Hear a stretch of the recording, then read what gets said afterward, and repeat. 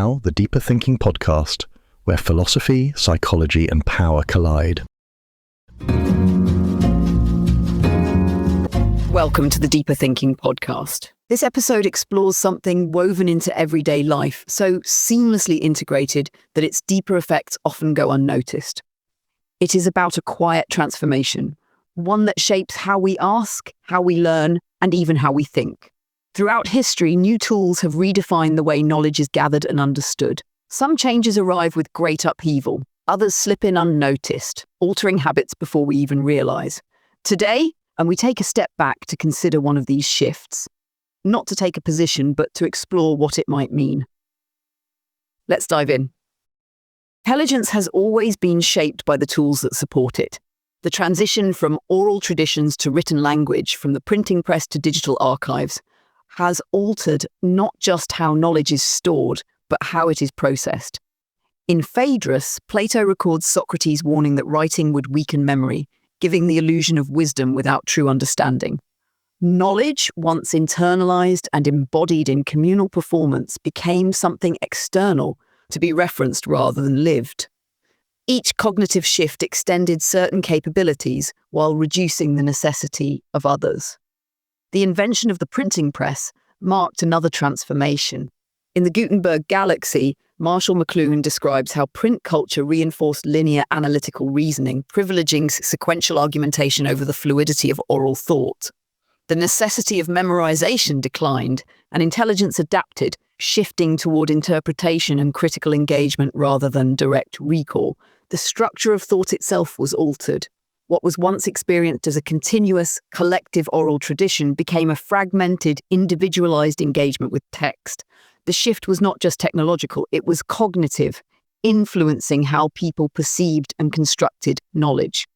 The internet introduced another break.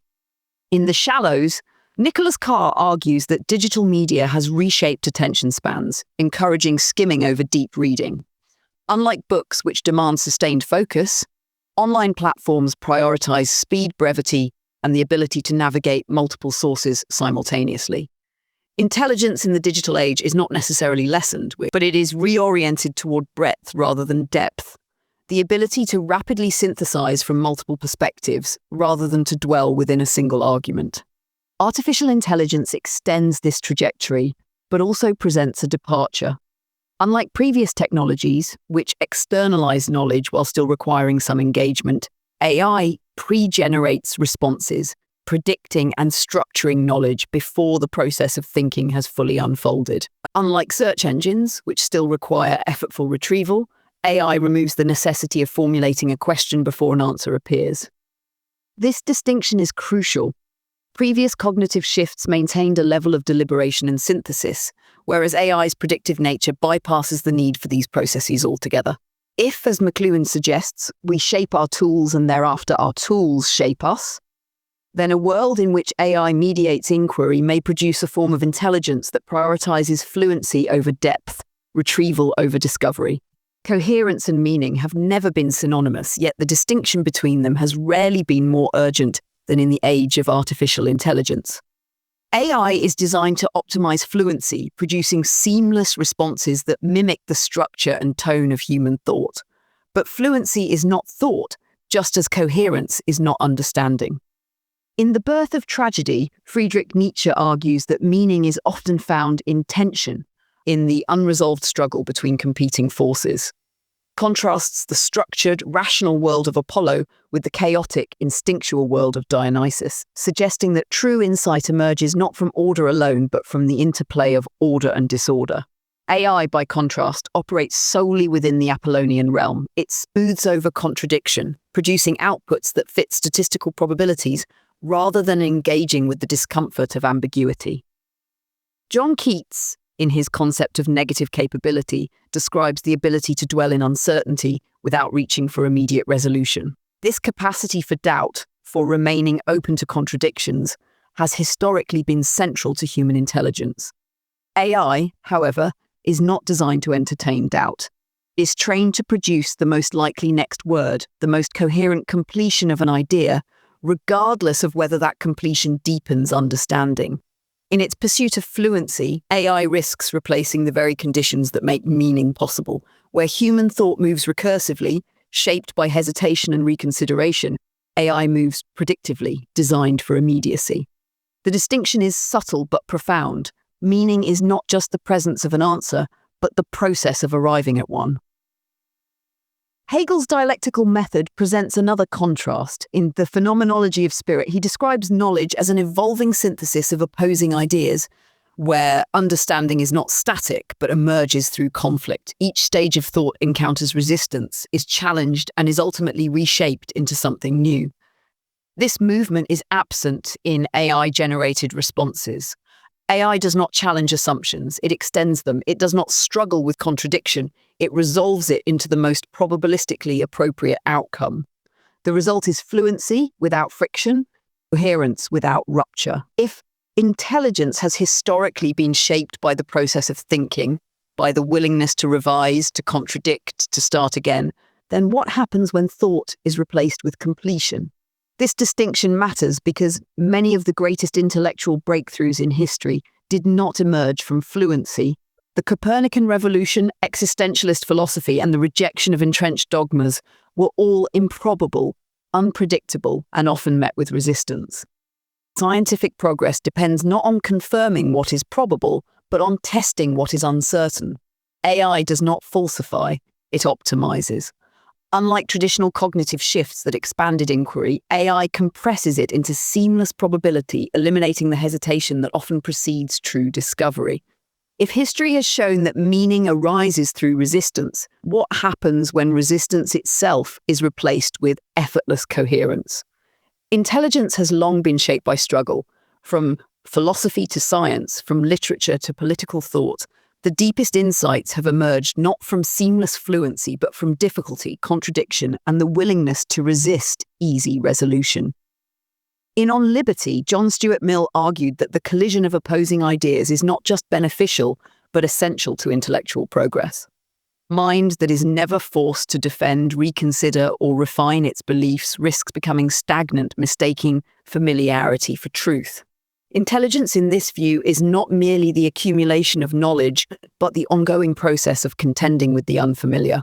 Karl Popper extends this argument in The Logic of Scientific Discovery, where he outlines falsifiability as the foundation of meaningful inquiry. Scientific progress, he argues, does not occur through the confirmation of existing theories, but through their active interrogation, the willingness to be wrong, to discard what no longer holds, to search for explanations that disrupt the expected. Thought that is untested, that faces no resistance, ceases to grow. But artificial intelligence does not test its own assumptions. It reinforces them. It predicts the next most likely response, optimizing for coherence rather than uncertainty. Where scientific thought thrives on hesitation, AI thrives on completion. Unlike human intelligence, which is shaped by doubt, contradiction, and revision, AI produces patterns of probability rather than genuine falsification. In creative disciplines, a similar dynamic is at play. Harold Bloom's The Anxiety of Influence suggests that true originality is forged through struggle against the past, not through its seamless continuation. Great poets, Bloom argues, are shaped by their resistance to their predecessors, by the pressure to redefine rather than replicate. AI-generated art, music, and literature operate differently. They refine patterns, producing variations that may be convincing, but lack the essential rupture that defines creative breakthroughs. Most radical artistic movements, the birth of modernism, the rejection of academic traditions, the abstraction of form, did not arise from extending what was known, but from breaking with it. AI, by contrast, generates what is statistically likely. It produces fluency, but does it produce new ways of seeing? If the history of intelligence has been shaped by resistance, by the necessity of struggling with ideas, of tolerating uncertainty, of contending with the unfamiliar, then what happens when struggle is removed? Remains when thought is no longer an effort, but an output. The shift is subtle but profound. A student who once labored over an argument can now generate a fully formed response in seconds. A writer who once searched for language can now rely on AI to complete their sentences. The discomfort that once accompanied deep engagement, the frustration that signaled growth becomes optional. But was that discomfort ever a barrier to intelligence, or was it its very foundation? The ease with which artificial intelligence generates knowledge raises fundamental questions about the nature of learning itself. If intelligence has historically been shaped by struggle, by the recursive process of questioning, testing, and revising, then what happens when knowledge is presented fully formed?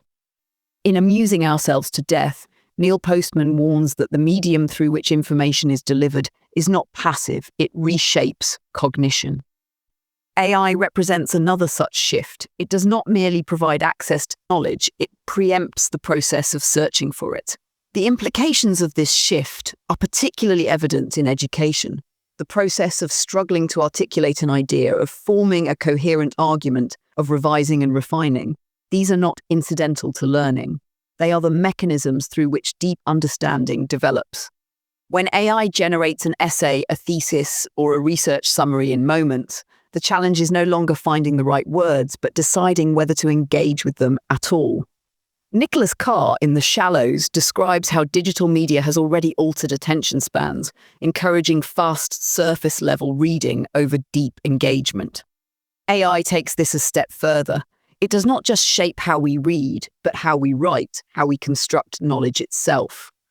If intelligence has been historically defined by engagement with difficulty, then what remains when difficulty disappears? Beyond education, the risks of AI-assisted thought extend to the broader intellectual ecosystem. The philosopher Hannah Arendt in The Life of the Mind describes thinking as an act of interruption, something that disrupts automatic behavior, forcing an individual to engage more deeply with a concept before reaching a conclusion. Thought, in this sense, is not just a function of knowledge, but of the pause, the hesitation, the act of dwelling in ambiguity before certainty is reached. AI, by contrast, removes that pause. It delivers answers with a fluency that makes deliberation optional. If the space between not knowing and knowing collapses, does the capacity for deep intellectual engagement diminish along with it? This shift is particularly evident in the way AI influences creative and academic disciplines. Writers once grappled with language, struggling to articulate what had not yet been fully formed. Philosophers engaged in slow, recursive thought, allowing ideas to develop through contradiction. Scientists tested hypotheses, knowing that discovery required failure. But AI does not hesitate. It does not struggle. It generates. And in doing so, it alters the space in which thought unfolds. A world in which knowledge is instant, fluent, and always available is a world in which the habits of deep learning may not vanish, but they may become optional. And if the conditions that once defined intelligence are no longer necessary, then does intelligence itself begin to change? The question of whether artificial intelligence enhances or diminishes intelligence depends on how intelligence is defined. If it is understood as the ability to retrieve and apply information efficiently, then AI represents an unprecedented expansion of cognitive capacity. But if intelligence is defined as a process rather than a possession, as something shaped by struggle, uncertainty, and the recursive refinement of thought, then AI presents a fundamental shift. In The Extended Mind, Annie Murphy Paul argues that intelligence has never been confined to the brain alone. It has always been distributed across external supports, from written language to computational tools.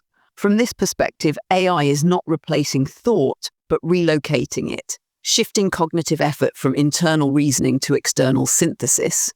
This argument suggests that AI does not diminish intelligence, but changes where it occurs. If memory was once an internal function and later became externalized through writing, then AI may simply be the next extension, an augmentation of intelligence rather than a threat to it. However, there is a distinction between a tool that assists thought and a tool that replaces it. In scientific discovery, for example, AI can process vast datasets beyond human capability, identifying patterns that would take years to uncover manually. But does this enhance human reasoning, or does it shift the burden of thinking onto the machine?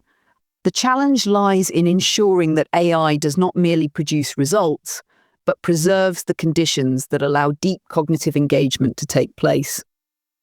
There are historical precedents for this shift. The invention of the calculator did not eliminate mathematical reasoning, but it changed the emphasis from computation to problem solving. Similarly, search engines altered knowledge acquisition, making information retrieval effortless, but also reducing the necessity of memorization. AI, however, moves beyond retrieval.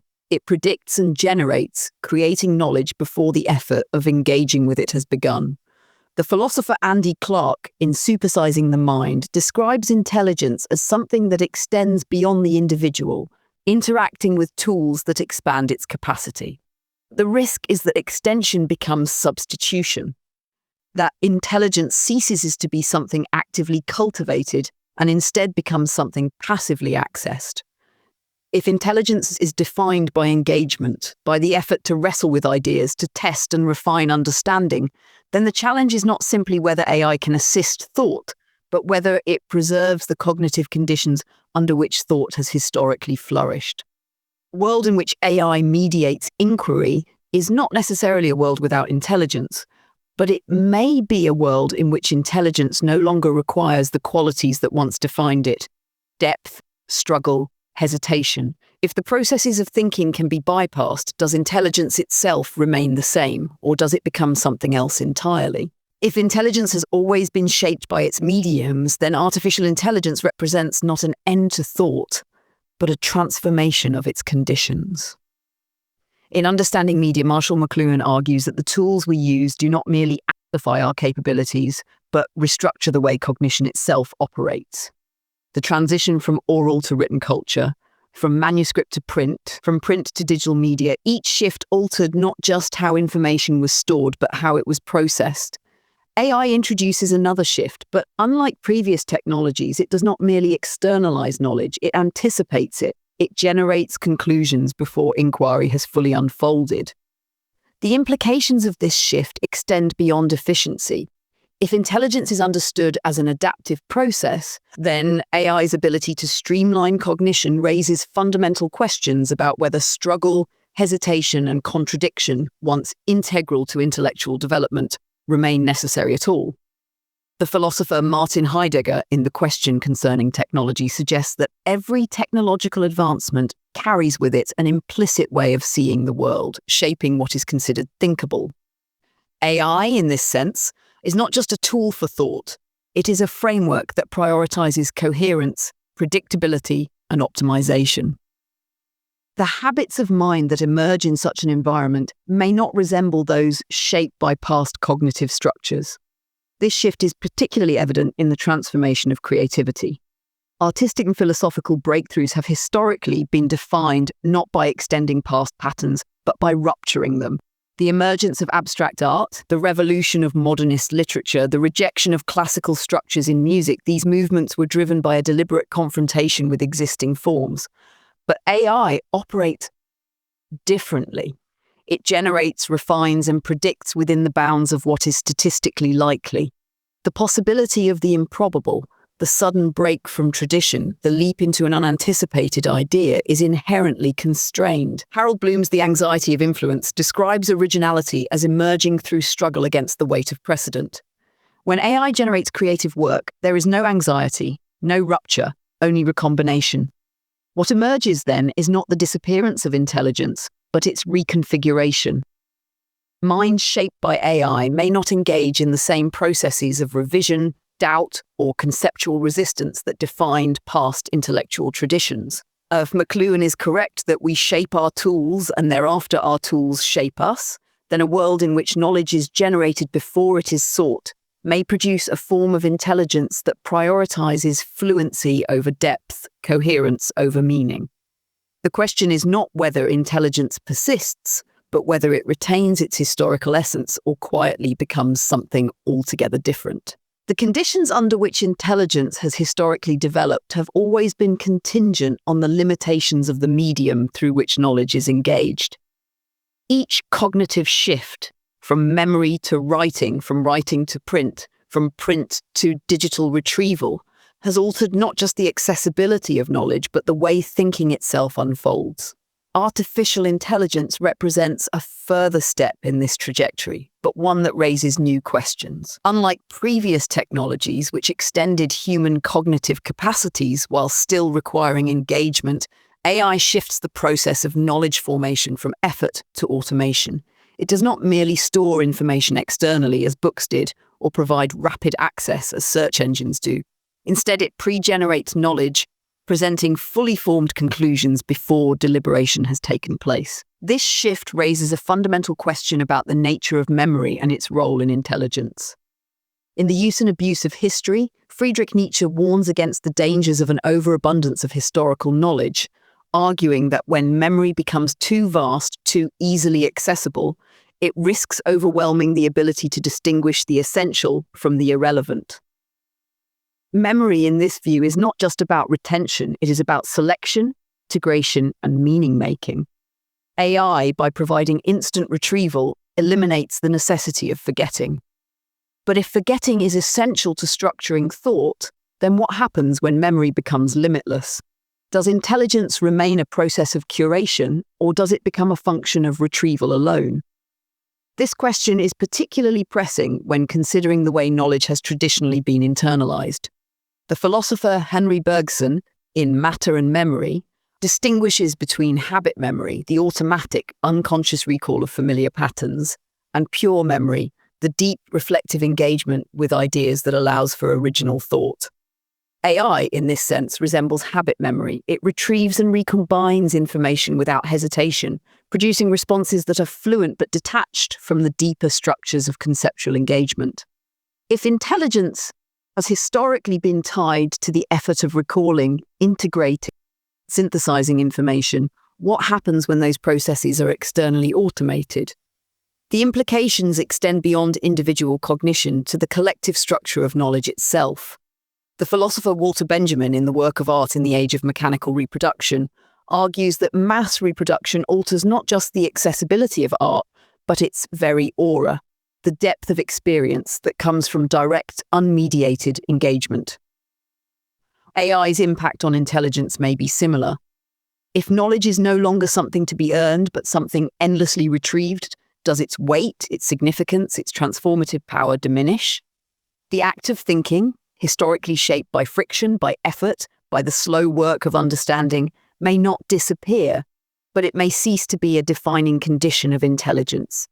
If knowledge is always present, always accessible, always instantaneous, then what remains of the intellectual labor that once defined what it meant to know?